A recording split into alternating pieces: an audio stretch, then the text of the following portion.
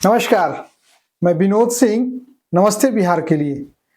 आज 2 मार्च 2026 है और इस समय सीबीटी की बैठक चल रही है।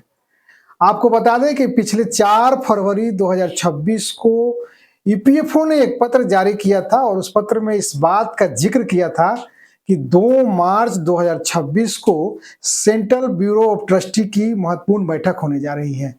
केंद्रीय जो है कि बैठक हो रही है और इस बैठक की अध्यक्षता स्वयं श्रम एवं रोजगार मंत्री डॉक्टर मनसुख मांडविया कर रहे हैं। आपको बता दें कि इस बैठक से बहुत सी उम्मीदें हैं। अभी तक जो है कि ईपीएस 95 से जुड़े हुए 81 लाख से ज्यादा जो पेंशनर्स हैं वो न्यूनतम पेंशन की मांग करते हुए लगातार कई मंत्रियों से मिलने के प्रयास किए। उसके बाद आपने देखा होगा कि हाल के दिनों में केंद्रीय श्रम एवं रोजगार मंत्री डॉक्टर मनसुख मांडविया से भी मिलने का प्रयास किया और उन्होंने सार्वजनिक मंच से इस बात को स्वीकार किया कि नहीं, हमारे पास लगातार आवेदन आ रहे हैं ईपीएस 95 न्यूनतम पेंशन वृद्धि को लेकर। इस खबर को और महत्वपूर्ण जानकारियों के साथ हम आगे आपको बढ़ाएंगे कि आगे कौन सी वह जानकारी है जो ईपीएस 95 से जुड़े हुए पेंशनरों को लाभ दे सकती है। तो सबसे पहले आपसे आग्रह रहेगा कि इस चैनल को आप सब्सक्राइब करें। चैनल का नाम नमस्ते बिहार है और इस समय मैं नमस्ते बिहार से इस खबर को आप तक पहुंचाने का प्रयास कर रहा हूं। आप सभी लोगों का आशीर्वाद चाहिए ताकि आने वाले दिनों में ईपीएफओ से जुड़ी हुई कोई भी महत्वपूर्ण अपडेट हो तो सीधे हम आप तक इस चैनल के माध्यम से पहुंचा दें।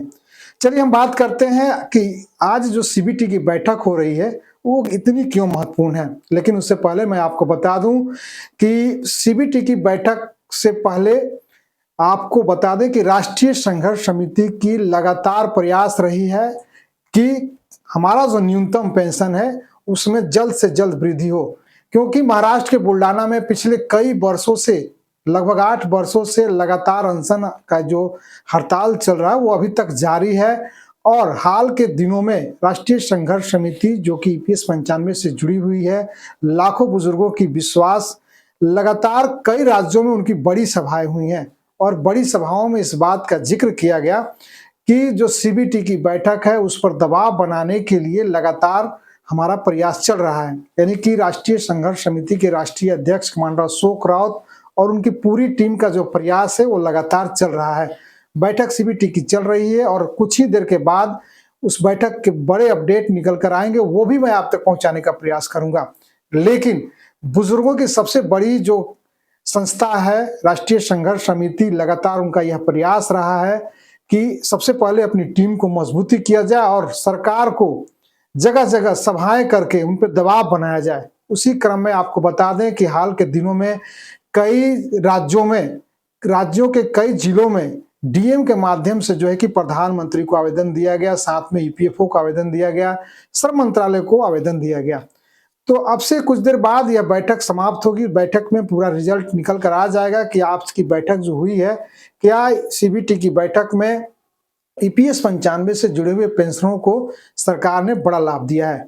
मैं एक और महत्वपूर्ण सूचना आपको बता दूं, महत्वपूर्ण अपडेट, कि आज जो सीबीटी की बैठक हो रही है, इस बैठक में ईपीएफओ में जो जमा पूंजी है उस पूंजी पे सरकार जो है कि ब्याज देती है उन कर्मचारियों को जो लोग अपना पीएफ में पैसा कटवाते हैं।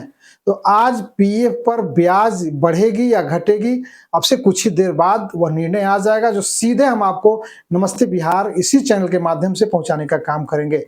बाकी आप लोग उस समय से हमारे साथ बने हुए थे, इस वीडियो को देख रहे थे। अगर हमारी जानकारी अच्छी लगी तो वीडियो को लाइक और शेयर कीजिएगा ताकि यह खबर जाए कि राष्ट्रीय संघर्ष समिति जो प्रयास कर रही है उस प्रयास को कभी भी कम नहीं आंकना चाहिए।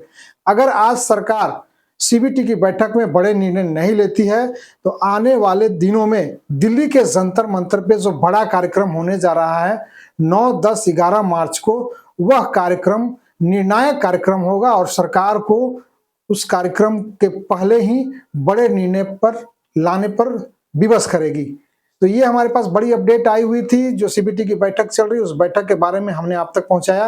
अभी बैठक चल रही है और उस बैठक में सिर्फ विभागीय अधिकारी ही नहीं, उसमें अध्यक्षता कर रहे हैं श्रम एवं रोजगार मंत्री डॉक्टर मनसुख मांडविया, श्रम एवं रोजगार राज्य मंत्री शोभा करंदलाजे जी हैं और साथ में मैं आपको बता दूं कि देश के कई बड़े श्रमिक संगठनों के लोग भी जो है कि इसमें बैठे हुए हैं और अपनी राय साझा कर रहे हैं। तो आप लोगों का बहुत बहुत धन्यवाद के साथ एक बार फिर आप लोगों से मैं आग्रह करूंगा कि आपका आशीर्वाद मिले और नमस्ते बिहार चैनल को सब्सक्राइब जरूर करें और वीडियो को खूब शेयर करें। बहुत बहुत धन्यवाद। Thank you.